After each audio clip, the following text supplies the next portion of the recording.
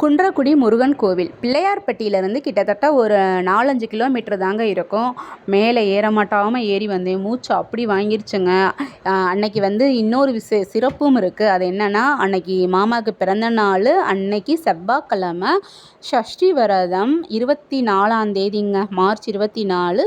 தமிழுக்கு 10ங்க. 24 4 2 6. ஸோ அறுபடை முருகனோட 6ஆம் நம்பர் பார்த்துக்கோங்க, அஸ்ட்ராலஜி படி பார்த்தா.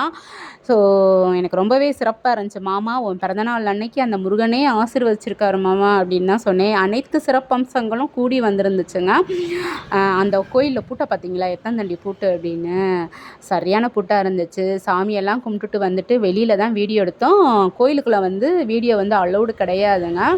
ஊரை பார்க்குறதுக்கு குட்டி ஊர் தான், ஆனால் அவ்வளோ அமைதியாக இருந்துச்சு. ஊருக்கு அந்தாண்ட ஒரு ஊரணி, ஊருக்கு நடுவால் ஒரு தெப்பக்குளம், அதை சுற்றி செவ்வாய்க்கிழமை சந்தை நடக்குது போலங்க. வியூ பார்க்குறதுக்கே செம்மையாக இருந்துச்சு.